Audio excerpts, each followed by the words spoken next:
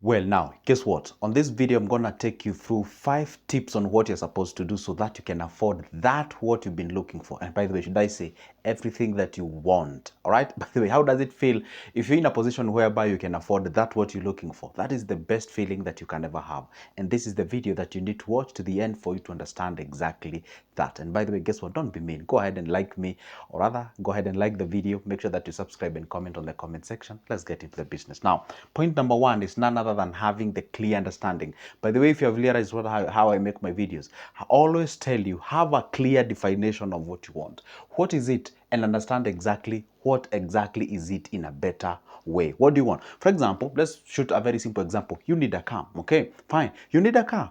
Okay, which type of a car? Okay, I need a Mazda Demio. Oh, I need a Toyota Corolla. I need myself a BMW, whatever. Be specific with the type of a car that you want. You know, you understand it better. Don't just say, I need a car. Because, hey, even if you say, I need a car, then you embark on working. What are you working for? How much is the budget? Where can you get it? And all those kind of things. So it is good to understand exactly what do you want. So once you define what you want, for example, say I need a car that is something like Toyota, let's say I need a Toyota Fielder. A Toyota Fielder will cost me, say, 2 million Kenyan shilling. That is approximately less than 20,000 US dollars. So you've already identified, I need a Toyota Fielder. It's 2 million. And again, on top of that, this is a specification of that specific car. So now you've already identified that thing. Now, when you identify and know exactly what you want, now you go to what we call the what is the cost. Now, when you understand what is the cost, understanding the cost, that gives you the clear definition of what is required of you to actually embark on working on it. And this is the point. For example, say the car that you need costs you 2 million, and you ask yourself, how much do I earn so that I can run against it, so that I can see whether exactly it is actually making any sense. For example, and I want you to reason with me. Let's say somebody is earning 50,000 Kenyan shillings a month, and that person tells you, I need a car. And then on top of that, the other factor that you need to consider is, by when do I need to have this car? The person tells you, in 2 years time from today, I want to own that specific car. Now, let's deal with that specific specifications. That individual has told you he wants to own a car that is worth 2 million, and this guy is telling you he earns 50,000. Then you ask them, how much do you set aside against that specific car? They tell you, once I do my fixed income, fixed costs like the house and what have you, I'm left with only 20,000. And top of 20,000, obviously I cannot dedicate the entire amount of money that I'm saving for purposes of buying a car, unless I'm buying a car for business. Then they tell you, I usually dedicate half of that, which is 10,000 each and every month. That is what I'm looking forward into buying that car. Then you ask them, what is the procedure of acquisition? Do you want to acquire that car using a loan, or do you want to acquire that car using your cash money? And then they tell you, I want to acquire that car without having any loan, just by cash. And then you tell them, let's do the calculations. Let's be real. So you've said 10,000 each and every month for a period of 1 year. You have yourself 120,000. Even if you put that money in a money market fund, obviously you'll be playing around 125, 6, 7, around there. And then the next year you have the similar amount of money or slightly above that amount of money. I mean, basically you are at around less than 300,000. That's where you are in a period of 2 years. So is it logical to say that you want to own a car using that amount of salary in terms of the end month? No, it is not possible based on that what you earn. You know, it's always good to budget with that what you are capable of.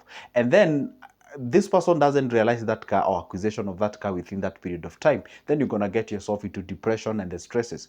And that is what is affecting most of the people nowadays. You actually having some of the dreams which are better and great. And I'm not telling people should not dream bigger. You should dream bigger. But at the other time, it's good to make sure that you run those dreams that you have against the realities of how much you actually make. And then that is person A. Person B tells you, I earn 150,000 a month. In that particular month, I'm able to save 70,000. That 70,000, I'm able to dedicate something like 50,000 towards the acquisition of a car. And then they tell you, I want to acquire that car in a period of 2 years. And then you do 50,000 multiplied by 12, then multiplied by 2 because it's 2 years. It actually kind of makes sense thereabout. So it's always good to make sure that at least you understand exactly what is it that you want, how much does it cost, so that you can run against the fixed cost that you have, the amount of money that you are saving. Because anyway, guess what? If you need a car to just drive yourself from one point to the other, that's not necessarily for business, then acquiring that car using a loan is not right procedure to actually apply when you're doing the thing. We go to the point number 2. What is the shortest route that you can use to actually achieve that car, and how exactly will it affect your day-to-day life? Now you ask yourself, well, if I decide to save by myself continuously so that I can acquire this car, that might actually take me, say, 5 years. For example, that guy who is saving 10,000, you find that that guy needs like a couple of years, probably maybe 10 or slightly below 10 or something of sort. Now that might sound like a long period of time before you acquire that car. Now you actually look for another procedure. How about I do this? I save for a whole year, I have myself 120,000. I save for the second year, or maybe I save for the first year, I have myself 120,000. Then I saw an opportunity from where I come from. I can start a water refill business. I can start myself a cosmetic business. I can start myself a simple production business. Maybe you can start producing yogurts and what have you. Okay, now you ask yourself, wow, this 120,000 that I'm having, if I can subject it, I mean, after all, if I'm aiming to buy a liability, so how about I subject this money to an investment or to a business? Okay, if I subject this money to a business, then I'm aiming to get an X amount of money. Therefore, it means in a period of 2 years, I would have shortened the period of acquisition of that car. Option B, let's say this car, you want to get yourself into a transport industry. Then you say, hey, if I go ahead and save this money until I get the amount that I need to acquire that car, that's gonna take me a lot of period of time, and that I might actually miss some opportunities when it comes to investment. Now, what do? How about I save the first year and the second year, I get myself that 200,000 or 300,000, then I show up to a bank, I do the bank financing, and then once I do the financing, I get myself into the business. Then that's what I'm gonna generate from my business using that car. Then I can be able to take it and be able to help me to repay back that loan that I'm having. So it's always good to have alternatives and find out the best and the shortest route that you can be able to apply or use to acquire that car that you need.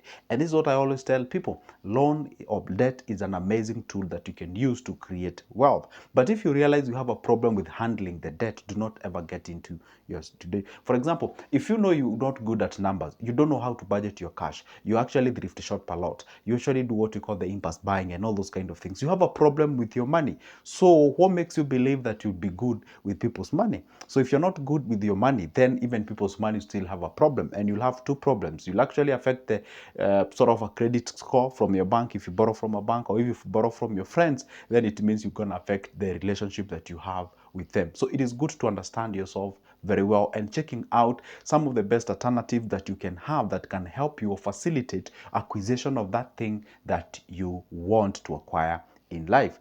The moment you start doing those calculations, you can be able to understand, I can afford this within this period of time, I cannot afford this within this period of time. Therefore, you can be at peace with it and be able to find alternatives to acquire that. Okay, you go to the point number 4, how much you're willing to dedicate for it.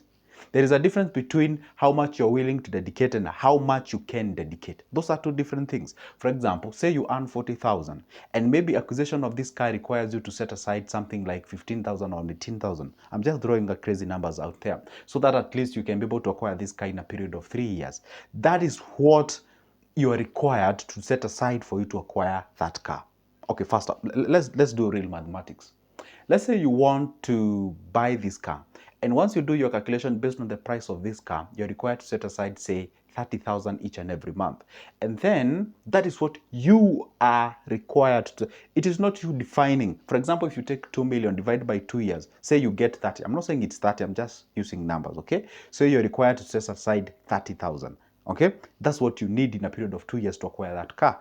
Therefore, there is difference between that what you're required and that what you're capable of. Then check out, what am I capable of to set aside for me to acquire that car? Let's say you're required to set aside 30,000, but your ability can only raise half of that.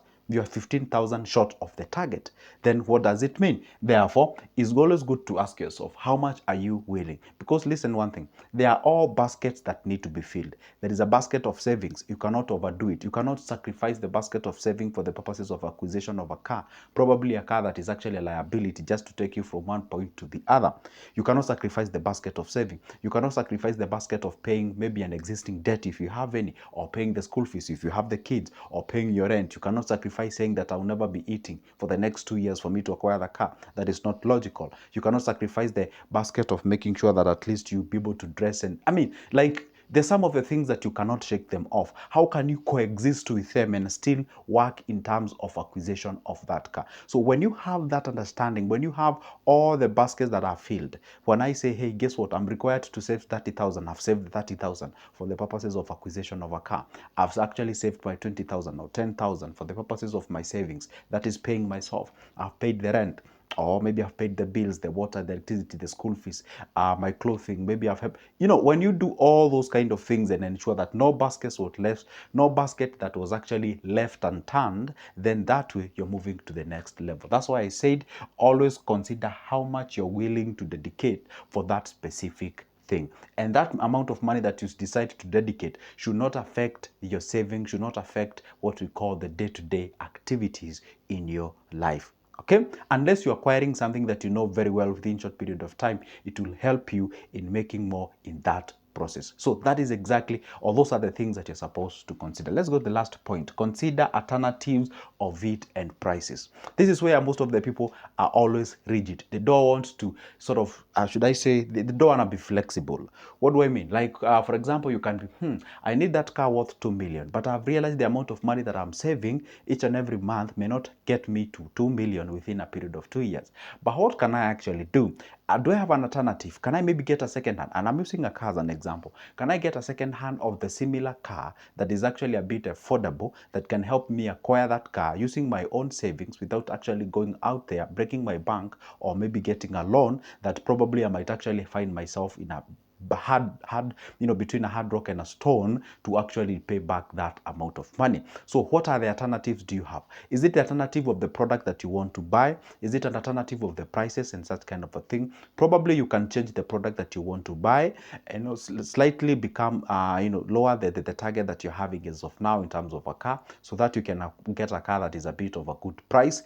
Or you can decide, guess what, you can negotiate yourself, but I highly doubt how much you can negotiate yourself. I don't think you can negotiate yourself from 1 million all the way to, from 2 million to 1 million. That is not even possible. And if it happens, then consider yourself a breaking record in terms of the world record in terms of that. So basically, consider changing the product that you want. You can go slightly below that, or maybe you can decide to go for a second hand or something of sort. But this one may be applicable only to cars. Say you want to buy a piece of property somewhere in terms of a land. Ask yourself, well, maybe that land is a bit expensive because it's within the town. But what if I move slightly away from town, where land is a bit, a bit affordable, and have the aims and the area is actually promising to develop and actually grow, then you can be able to acquire those properties. If maybe say your aim is to buy this shirt, maybe say this shirt costs 3,000, then you can be like, for now I may not have that 3,000, so how about I acquire one for 1,500, and then I look forward, I put my house in order and my numbers in order, then in future I can acquire that. So as a human being, it's always good to be flexible.